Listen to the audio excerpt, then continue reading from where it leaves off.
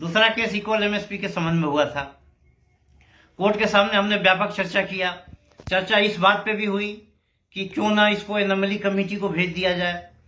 तो हमसे पूछा गया क्या एनोमली कमेटी है। मैं कोर्ट में ही था, मैंने कहा हाँ एनोमली कमेटी हर पे कमीशन की होती है। फिर हुआ किस बॉडी को भेजा जाए या गवर्नमेंट को भेजा जाए। तो इस पे कोर्ट कन्विंस नहीं था कि एनोमली कमेटी है या नहीं या कोई और।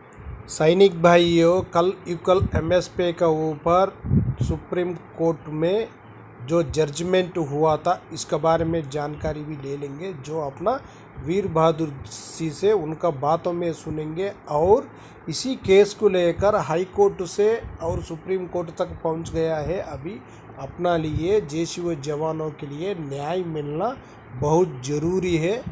शायद हो सकता है यही तो सीपीसी में इसी का कुछ बेनिफिट जो जैश व जवानों के लिए मिल सकता है। सर्विस पर्सन को भी मिलेगा और पेंशनर्स को भी मिलेगा, फैमिली पेंशनर्स को भी मिलेगा। जो पीएमआर वाला है उनको भी यूकल एमएसपी का बेनिफिट मिलेगा। उनका बातों में एक बार सुनेंगे। जय हिंद। मैं भी Bahadur Singh, national coordinator voice of ex serviceman society and chairman united front of ex serviceman. कल मैं सुप्रीम कोर्ट में था, हमारे 2 केसेस लगे हुए थे। एक डीजीआर के खिलाफ था।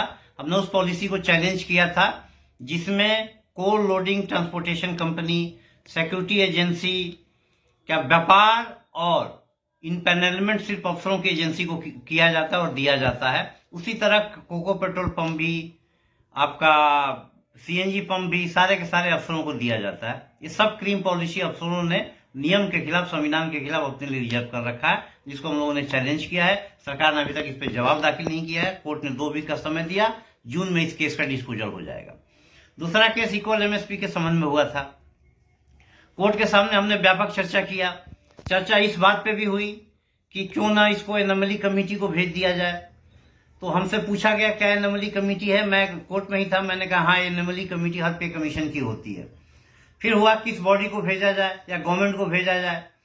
तो इस पे कोर्ट कन्विंस नहीं था कि एनोमली कमेटी है या नहीं या कोई और बॉडी फंक्शन कर रही है नहीं हो कर रही है।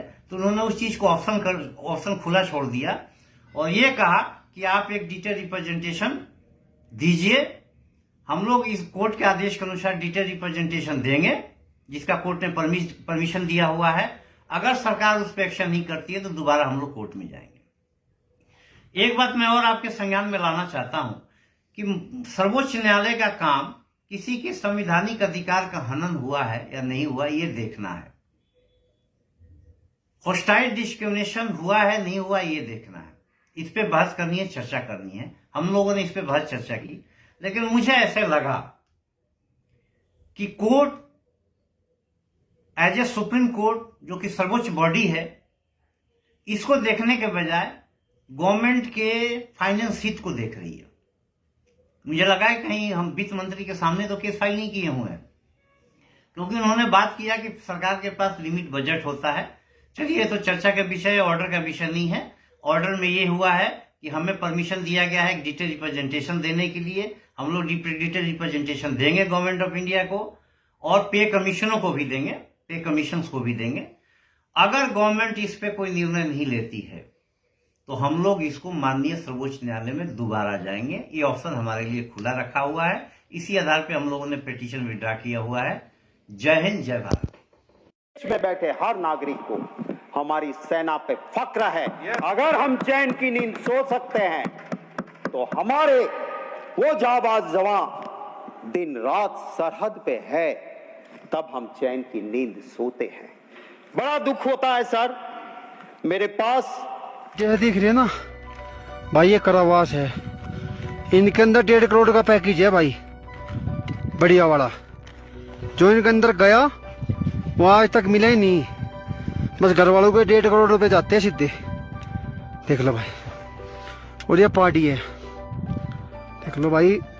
ऐसे बोल देते हो उनको भाई पैसे देते यार 2000 रुपये तेरा भाई दिक्कत में तो हम हैं, तुम कहाँ दिक्कत में। सैनिक भाइयों, जो संसद में बैठकर तो सैनिक के बारे में बहुत ऊंचा से बात करता है, लेकिन जो सैनिक के लिए उसको जो बेनिफिट मिलना है उसके लिए सैनिक सुप्रीम कोर्ट में लड़ रहा होने से उसका बारे में कोई भी संसद में कुछ बातचीत ही नहीं करता है। जो जेसीओ जवानों के लिए यूकल एमएस का केस कितना दिन से चल रहा है, इसका बारे में भी कुछ बातचीत तो होना चाहिए। जो जवान किसका पास जाएगा? हाई कोर्ट में गया, उधर से निकाल दिया, दोबारा सुप्रीम कोर्ट में गया है, उसके बाद और कहाँ जाएगा? जो सरकार तो नहीं दे रहे लेकिन सुप्रीम कोर्ट को पास गया है, सुप्रीम कोर्ट कुछ बताया नहीं होने से, कुछ भी नहीं करने से कहाँ जाएगा?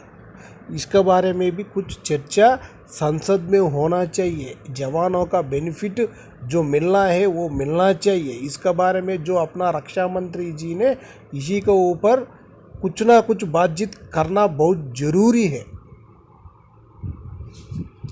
नहीं करने से अपना लिए कितना नुकसान हो रहे, एक बार ये टेबल देखने से आप लोग को जानकारी हो जाएगा। एक टेबल भी है, चाहे तो एक बार आप लोग जानकारी ले सकता है, इतना ही है। पूरा जानकारी नहीं लेने से भी थोड़ा कुछ जानकारी ले सकता है। इसी में देख लेना, जो 17 साल सिपाही है उनका बेसिक 20,463 होने से उनको इक्वल एमएस पे 15,500 रुपये बराबर मिलने से उनको आकर जो सर्विस पेंशनर्स के लिए सर्विस पर्सन के लिए 15,500 मिलेगा, लेकिन उसमें से आधा ही मिलेगा। 2 भाग करने से 7,750 रुपीज़ है। उसी में क्या है, हमारे लिए आकर 5,200, उसमें आधा क्या 2,600 रुपये मिल रहे हैं, लेकिन अभी हमारे लिए मिलना बढ़ोतरी कितना होगा? 5,150 रुपये तक बढ़ोतरी होगा। वही सिपाही चावल के 5,150 रुपये का बढ़ोतरी होने से उनका बेसिक देखो OROP3 का बेसिक का साथ मिलाप करने से 25,613 रुपीज़ तक हो जाएगा। DA 53% डालने से उनका टोटल पेंशन 39,188 रुपीज़ तक उनको मिल सकता है। वही नायक साहिबान का देखो 22 साल सर्विस कर दिया, उनका बेसिक कितना है 23,569 होने से उनको 5,150 रुपये बेनिफिट मिलने से MSP का बेनिफिट मिलने से उनको कितना हो जाएगा? बेसिक 28,790 रुपीज़ हो जाएगा। उनको DA का अमाउंट बन जाएगा 15,221 रुपीज़। टोटल पेंशन बन जाएगा 43,940 रुपीज़। उसके बाद देख लेना, हवलदार साहिबान 24 साल सर्विस करने से उनका बेसिक 24,763 होने से उनको 5,150 रुपये का बेनिफिट मिलने से उनका टोटल बेसिक 29,913 रुपीज़ बन जाएगा। उसका बाद उनका DA का अमाउंट 15,854 रुपीज़। उसके बाद टोटल पेंशन बन जाएगा 45,767 रुपीज़ तक उनका टोटल पेंशन बन सकता है हमारे लिए यूकल एमएस पे बराबर मिलने से। उसके बाद देख लेना, नायक सूबेदार साहिबान 26 साल सर्विस करने से उनका बेसिक 26,900 OROP3 का मुताबिक होने से 5,150 रुपये का बेनिफिट मिलने से 32,050 रुपीज़ का उनका बेसिक ही बन जाएगा। उसके बाद DA का अमाउंट 16,987 है, टोटल पेंशन बन जाएगा 49,037 रुपीज़ तक उनका टोटल पेंशन बन सकता है। उसके बाद देखो सूबेदार साहिबा 28 ईयर सर्विस करने से उनका बेसिक 30,175 रुपीज़ है।